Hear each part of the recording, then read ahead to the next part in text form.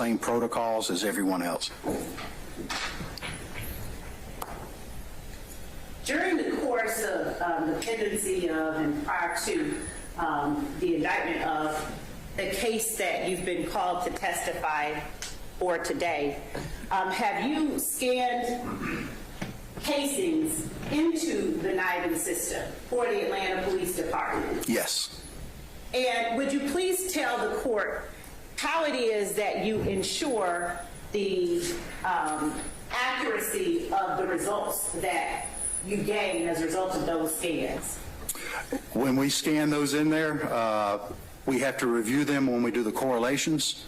We also have a secondary person review those correlations also to see if there's any errors that were made. And then if any potential leads are found, a third person will look at those to see if there's any type of mistake. And have you done that with each piece of evidence that you have placed onto the NIBIN system? Yes. Would I, an ordinary layperson, be equipped to walk into the Atlanta Police Department crime lab, even if I'm escorted with someone, and place a shell casing into NIBIN? No, you would not. You have to have access to the computer, and you have to be trained first.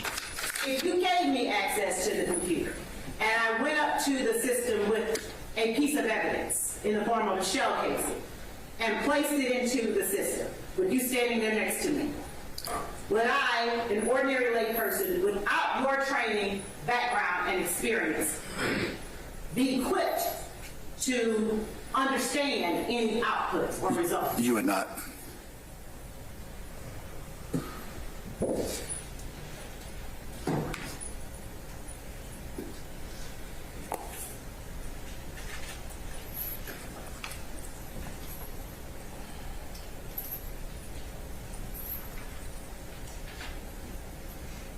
Explain to the court what it is exactly that happens when you take a piece of evidence and input it into the NIBIN system. We put the evidence in. It takes upwards of 7 to 7.5 minutes for it to take all the pictures of the cartridge case. Again, it's high definition 3D imaging.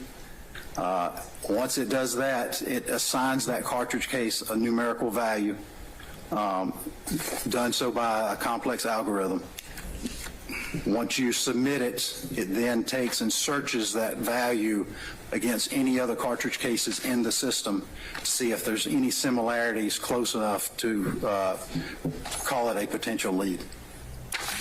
And this high definition 3D imaging, is it in the form of, or conducted, or captured by any kind of particular microscopic camera, or is it just a regular? It's a microscopic camera at 40 power magnification. How many? 40 power magnification. And when you say submit, it then submits.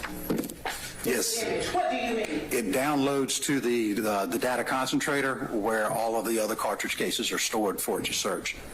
And what is it that your training allows you or causes you to do that I wouldn't be able to do if I went up and just put a shell casing into the system? You wouldn't be able to open the system up without having an access code password to be able to get into the system, and then you would need to learn or know how to create the case. How to do what? Create the case, which is putting all the parameters in, the case numbers, the caliber, the firing pin impression shape. You would have to know how to do all that to be able to open the system up to insert the cartridge case.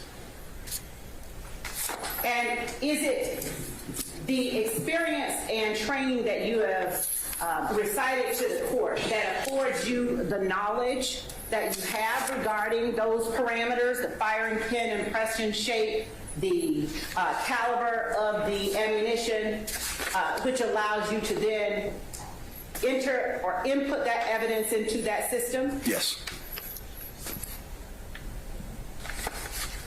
Is that information that is known to the general public? Not generally. And I should say, absent specialized training that you described for the court here. Correct. Just one second.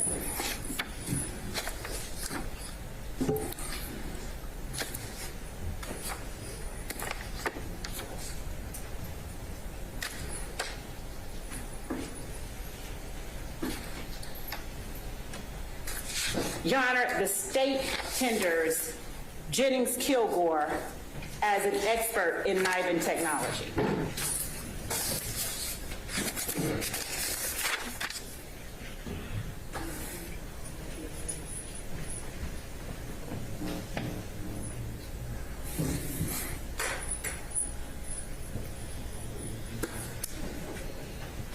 All right, does anybody want to voir dire Mr. Kilgore?